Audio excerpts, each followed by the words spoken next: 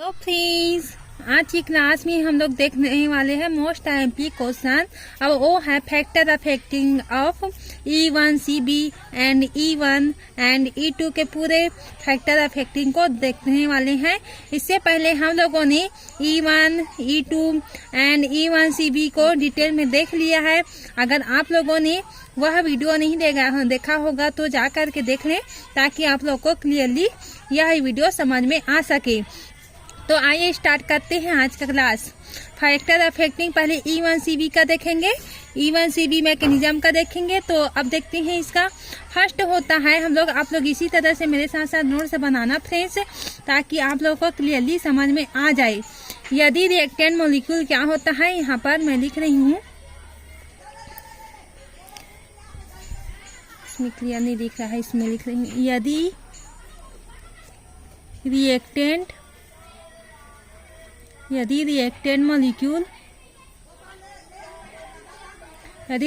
Molecule क्या होता है, एल्किल हैलाइड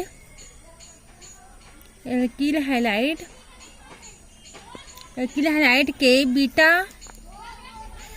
कार्बन पर -I अफेक्टिंग ग्रुप जोड़ दिया जाए तो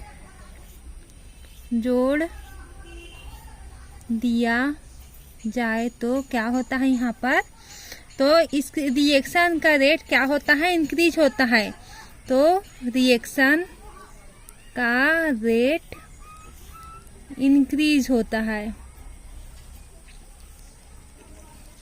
आप लोग इसी तरह से नोट से बनाना फ्रेंड्स, ताकि आप लोग को पढ़ने में इजी हो सके। तो अब हम लोग देखते हैं यहाँ पर क्या होता है। रिएक्टेंट कोई मॉलिक्यूल होता है, एल्किल हैलाइड के बीटा कार्बन पर क्या होता है, प्रेजेंट होता है -I अफेक्टिंग ग्रुप जोड़ दिया जाता है। तो यहाँ पर क्या होता है, रेट ऑफ रिएक्शन इंक्रीज होने लगता है। तो यहाँ पर क्या होता है, बीटा कार्बन पर माइनस अफेक्ट जो होता है वो मुक्त ग्रुप की उपस्थिति से क्या होता है, बीटा हाइड्रोजन तेजी से मुक्त हो जाता है, जिससे कार्बन आयन का निर्माण अधिक आसानी से होने लगता है। अतः रेट ऑफ रिएक्शन भी इंक्रीज हो जाता है, जिससे E1 CB मैकेनिज्म की पुष्टि हो जाती है। इसके हम लोग अब सेकेंड को देखेंगे। आप लोग इसी तरह से लिख लेना फ्रेंड्स। यदि इस रिएक्शन में बनने वाले कार्बन आयन के नेगेटिव चार्ज पर अगर क्या होता है, रिएक्शन में कोई भी रिएक्शन होता है यहाँ पर, तो कार्बन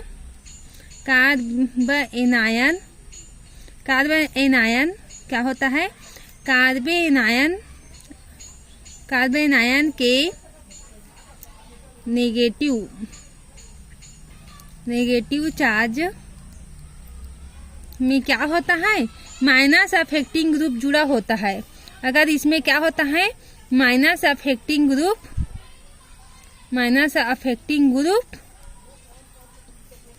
अटैच होता है। तो क्या होता है, अगर जैसे कि माइनस अफेक्टिंग ग्रुप कौन कौन से होता है, इसकी एग्जांपल को देख लेते हैं, तब आप लोग को क्लियरली समझ में आ जाएगा। माइनस अफेक्टिंग ग्रुप क्या होता है, जैसे कि -Na2 होता है, Na2 होता है, और क्या होता है, CN होता है, साइनाइड होता है, ये नाइट्रो ग्रुप होता है। तो इस तरह से जोड़ दिया जाता है तो क्या होता है, नेगेटिव चार्ज होता है और डीलोकलाइजेशन अधिक आसानी से होता है। तो इसका डीलोकलाइजेशन, अगर माइनस अफेक्टिंग ग्रुप को नेगेटिव चार्ज कार्बन आयन पर जोड़ते हैं, यहाँ पर एड, ऐसे आप लोग के समझने के लिए ऐसे लिख देते हैं। तो यहाँ पर क्या होता है, डीलोकलाइजेशन क्या होता है, इंक्रीज होने लगता है। अगर डीलोकलाइजेशन इंक्रीज होने लगता है तो ये क्या होता है, रेजोनेंस को शो करने लगता है, जिस कारण से यह अधिक मोर स्टेबल हो जाता है। तो मोर स्टेबल होने के कारण कार्बन आयन का कंजुगेटेड बेस के अधिक स्टेबल हो जाने के कारण रेट ऑफ रिएक्शन क्या होता है, अगर कंजुगेटेड बेस क्या होता है, यहाँ पर कंजुगेटेड बेस भी क्या होता है, मोर होता है। मोर होता है, कंजुगेटेड बेस भी मोर होता है, जिस कारण क्या होता है रेट ऑफ रिएक्शन यहाँ पर यहाँ पर क्या होता है इंक्रीज होने लगता है, जिससे अगर इस प्रकार से अगर वितरण होता है तो हम लोग को क्या होता है यहाँ पर E1CB मैकेनिज्म की यहाँ पर पुष्टि हो जाती है। ठीक है, एक बार इसको रिवाइज कर लेते हैं ताकि आप लोग को क्लियरली समझ में आ सके। हम लोग किसको देख रहे हैं, E1CB मैकेनिज्म को देख रहे हैं। E1CB मैकेनिज्म क्या होता है हम लोगों ने फर्स्ट उसको वीडियो में देख लिया था, इसके डेफिनेशन एंड रिएक्शन को। तो यहाँ पर क्या होता है, यदि रिएक्टेंट मॉलिक्यूल जो होता है एल्किल हैलाइड के बीटा कार्बन पर माइनस अफेक्टिंग ग्रुप को जोड़ दिया जाता है, तो यहाँ पर माइनस अफेक्टिंग ग्रुप को अगर हम लोग जोड़ेंगे तो क्या होता है रिएक्शन का रेट क्या करने लगता है, इंक्रीज करने लगता है। तो इस प्रकार से ये अफेक्ट डालता है।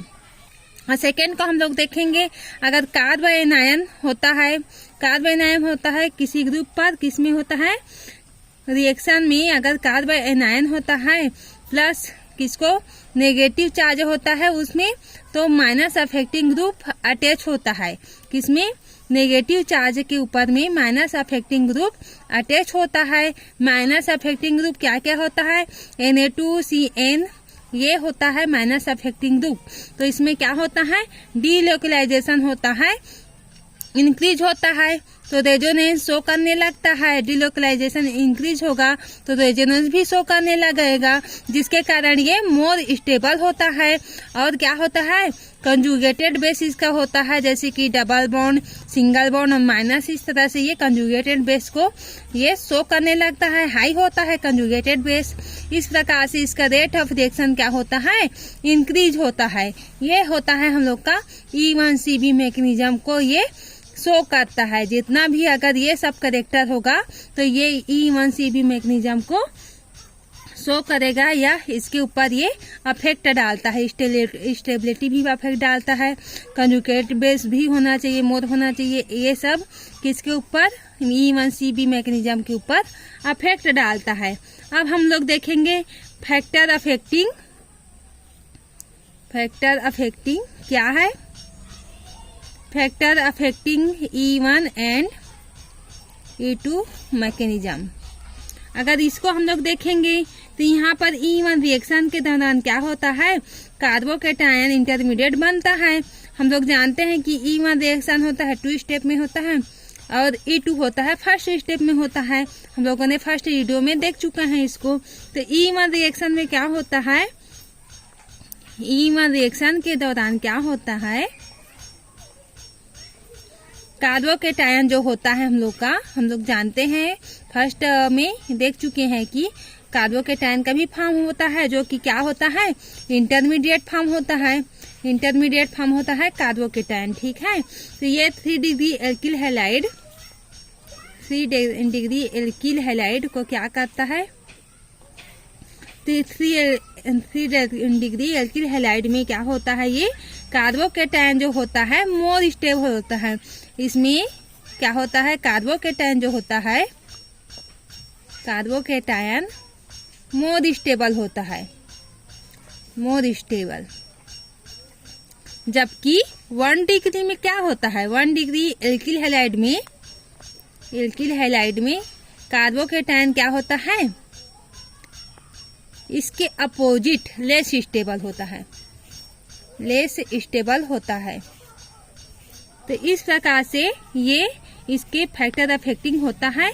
तो ये क्या होता है अब इसके आगे हम लोग देखेंगे तो और आप लोग को क्लियरली समझ में आ जाएगा। तो यहाँ पर क्या होता है हम लोग देख रहे हैं कि यहाँ पर एल्किल है 3 डिग्री है, तो ये हैलाइड जो होता है यहाँ पर रिएक्शन करवा रहे हैं, यहाँ पर रिएक्शन होता है उसमें। तो एल्किल हैलाइड होता है वो मोर स्टेबल होता है, जबकि 1 डिग्री एल्किल हैलाइड होता है लेस स्टेबल होता है। तो हैलाइड रिएक्टेंट यूज करने पर रेट ऑफ E+ रिएक्शन जो होती है वो अधिक हो जाती है। तो order of reactivity of E1 reaction का यह ऑर्डर होता है। किसका ऑर्डर होता है, रिएक्टिविटी का ऑर्डर होता है। ठीक है, अब हम लोग देखेंगे इसका rate of E reaction is directly proportional होता है to the branches of and beta carbon atom of alkyl hydride substrate से। ठीक है, अब हम लोग देखते हैं मॉलिक्यूल 3 डिग्री एल्किल हैलाइड में क्या होता है, ब्रांचेस जो होता है वो मोर होता है। अतः इसका यूज किस में होता है, रेट ऑफ रिएक्शन जो होता है E2 रिएक्शन भी इसमें क्या होता है, मोर होता है। इट मीन्स अधिक होता है। अगर 3 डिग्री एल्किल हैलाइड में ब्रांचेस अधिक होता है उसमें, क्योंकि हम लोग जानते हैं कि एल्किल हैलाइड में होता है 3 डिग्री होता है तो उसमें बल्कि ग्रुप प्रेजेंट होता है। अगर उसमें ब्रांचेज होगा तो ये क्या होता है, ब्रांचेज अधिक होता है तो इसका जो यूज होता है rate of reaction E2 reaction में क्या होता है, ये मोर होता है। इट मीन्स अधिक होता है। तो ऑर्डर ऑफ रिएक्टिविटी को हम लोग देखेंगे E2 रिएक्शन का। ठीक है, ये ऑर्डर ऑफ रिएक्टिविटी है किसका, E1 रिएक्शन का, और ये कितना किसका है, E2 रिएक्शन का। ठीक है, तो अब इसका देखेंगे तो ये भी है 3 डिग्री 2 डिग्री 1 डिग्री, ये ऑर्डर ऑफ रिएक्टिविटी है। ठीक है, अब हम लोग देखेंगे इसके nature of solvent. Nature of solvent पर किस प्रकार से अफेक्ट डालता है उसको देखते हैं। तो नेचर ऑफ सॉल्वेंट पर होता है E1 रिएक्शन के दौरान जो होता है पोलर इंटरमीडिएट का क्या होता है, कार्बोकेटायन बनता है यहाँ पर से। तो क्या होता है, अतः पोलर सॉल्वेंट पोलर मीडियम की प्रेजेंट में क्या होता है, रेट ऑफ रिएक्शन होती है, E1 रिएक्शन होता है वो अधिक होता है। कैसे होता है, E1 रिएक्शन होता है 2 स्टेप का होता है, हम लोगों ने फर्स्ट वीडियो में देख लिया था। ठीक है, polar intermediate it means polar आप लोग जानते हो कि प्लस माइनस होता है, उसको हम लोग पोलर कहते हैं। ठीक है, तो पोलर होता है इंटरमीडिएट प्राप्त होता है, वो क्या होता है, कार्बोकेटायन बनता है। और पोलर सॉल्वेंट जो होता है पोलर मीडियम की प्रेजेंट में क्या होता है, rate of reaction E1 reaction more होता है। जबकि E2 रिएक्शन के दौरान क्या होता है, नॉन पोलर होता है, उसमें प्लस माइनस प्रेजेंट नहीं होता तो नॉन पोलर हो जाता है। तो ये क्या होता है, ये ट्रांजिशन स्टेट का निर्माण करता है। हम लोगों ने फर्स्ट वीडियो में देख चुके हैं कि E2 रिएक्शन होता है फर्स्ट स्टेप में कंप्लीट होता है, जिसमें उसके मध्य के अवस्था में क्या होता है, ट्रांजिशन स्टेट का निर्माण होता है, जिस वजह से क्या होता है, इसमें नॉन पोलर सॉल्वेंट की आवश्यकता होती है। इसी कारण क्योंकि इसमें ट्रांजिशन स्टेट का फॉर्म होता है, इसलिए नॉन पोलर स्टेट सॉल्वेंट की आवश्यकता होती है। अर्थात नॉन पोलर सॉल्वेंट क्या होता है, E2 रिएक्शन की रेट को इंक्रीज कर देता है। ये फैक्टर अफेक्टिंग को ही हम लोग देख रहे हैं। तो नेचर ऑफ सॉल्वेंट को आप लोग को अच्छी तरह से समझ में आ गया होगा। अब हम लोग देखेंगे इसके nature of leaving group. Living group पर किस प्रकार से अफेक्ट डालता है उसको देखते हैं। For E1 reaction the best leaving group होता है should be last basic and more polarisable in the nature rate of E1 reaction. इसमें क्या होता है, E1 रिएक्शन जो होता है बेस्ट लिविंग ग्रुप का होता है, और जो होता है जो last basic and more polarisable, किसमें E1 रिएक्शन में मोर पोलराइजेबल होता है। It means plus minus present होता है in the nature, plus minus polarisable nature का होता है, इसमें पोलराइजेबल मेन होता है, अधिक होता है। इस कारण से इसका रेट ऑफ रिएक्शन क्या होता है, I में सबसे ज्यादा होता है। I में सबसे ज्यादा होता है, उसके बाद Br, उसके बाद Cl, उसके बाद F। ये क्या होता है, नेचर ऑफ लिविंग ग्रुप होता है। तो लिविंग ग्रुप का नेचर जो होता है सबसे ज्यादा यहाँ पर I में होता है, क्योंकि इसमें मोर पोलराइजेबल होता है ये I जो होता है वो, और F जबकि हम लोग जानते हैं कि F क्या होता है, मोर इलेक्ट्रोनेगेटिव ग्रुप होता है, जबकि I सबसे लेस इलेक्ट्रोनेगेटिव ग्रुप होता है। F जो होता है स्मॉल साइज का होता है, जबकि I होता है लार्ज साइज का होता है। इस तरह से I में पोलराइजेबल अधिक होती है, जिस कारण से इसका रेट ऑफ रिएक्शन किसमें अधिक ज्यादा होता है, I में। ठीक है, E1 रिएक्शन आप देखते हैं rate of E2 reaction is dependent on the size of leaving group. जो E2 रिएक्शन होता है वो किस पे डिपेंड करता है, साइज ऑफ लिविंग ग्रुप पर डिपेंड करता है। For E2 reaction best leaving group है greater size order of reactivity of E2 reaction. Leaving group इसका जो होता है ऑर्डर ऑफ रिएक्टिविटी, ये किसका ऑर्डर है, ऑर्डर ऑफ रिएक्टिविटी ये इसका है। इसमें आई का जो होता है वो रिएक्टिविटी हाई होता है। इसके रीजन मैं अभी आप लोग को बता चुकी हूँ। Br होता है, उसके बाद होता है Cl होता है और सबसे लेस होता है F। इस प्रकार से नेचर ऑफ लिविंग ग्रुप को भी हम लोगों ने अच्छे से समझ लिया। अब हम लोग देखेंगे strength and concentration of base, ये कैसे अपना प्रभाव डालता है किसमें, E1 को देख रहे हैं और E2 को देख रहे हैं। तो strength of and concentration of base किस प्रकार से प्रभावित करता है E1 एंड E2 रिएक्शन को, इसको देखते हैं। Rate of E1 reaction and base या अटैकिंग न्यूक्लियोफाइल पर निर्भर करता है, जबकि E1 रिएक्शन जो होता है वो बेस के नेचर पर डिपेंड होता है। हम लोग जानते हैं कि E1 रिएक्शन जो होता है वो क्या होता है, 2 स्टेप में होता है, जो कि अटैकिंग न्यूक्लियोफाइल पर डिपेंड होता है, जबकि यहाँ पर E1 रिएक्शन भी होता है बेस की नेचर पर यहाँ पर डिपेंड करता है। अटैकिंग बेस की बेसिसिटी जितनी अधिक होती है रेट ऑफ E2 रिएक्शन भी उतनी ही अधिक होती है। तो यहाँ पर अटैकिंग जो बेसिसिटी होती है वो अगर अधिक होती है तो यहाँ पर E2 रिएक्शन भी क्या होता है, बहुत अधिक होता है। तो order of basicity of base को देखेंगे हम लोग। ऑर्डर ऑफ बेसिसिटी बेस की क्या होती है, NH2 में हाईली होती है इसमें, और सबसे लेस किस में होती है, OH माइनस में। ठीक है, तो और NH2 में, उसके बाद C2H5 में, उसके बाद में होता है OH माइनस में। तो ये ऑर्डर ऑफ बेसिसिटी बेस का हो गया। आई होप आज का लेक्चर आप लोग को क्लियरली समझ में आ गया होगा। हम लोग आज के लेक्चर में क्या क्या देख लिए हैं, E1CB रिएक्शन मैकेनिज्म के फैक्टर अफेक्टिंग को देख लिए हैं, और E1 E2 मैकेनिज्म के फैक्टर अफेक्टिंग को देख लिए हैं। तो E1 E2 में कौन कौन से फैक्टर अफेक्ट करते हैं, नेचर ऑफ सॉल्वेंट पर, नेचर ऑफ लिविंग ग्रुप पर, and strength of concentration of base पर। इस तरह से हम लोगों ने आज का ये वीडियो यहीं से एंड करते हैं। आज का यह वीडियो कम्प्लीटली आप लोग को समझ में आ गया, मुझे आशा है। अगर आ गया और आप लोग को प्रॉपर नोट्स बनाने में हेल्प भी हो रही है तो आप अपने फ्रेंड्स में शेयर भी करें मस्त से, और इसी तरह से नोट्स बनाते रहें।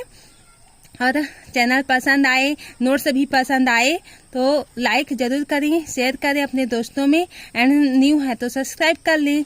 तो आज का वीडियो यहीं से एंड करते हैं। Thank you.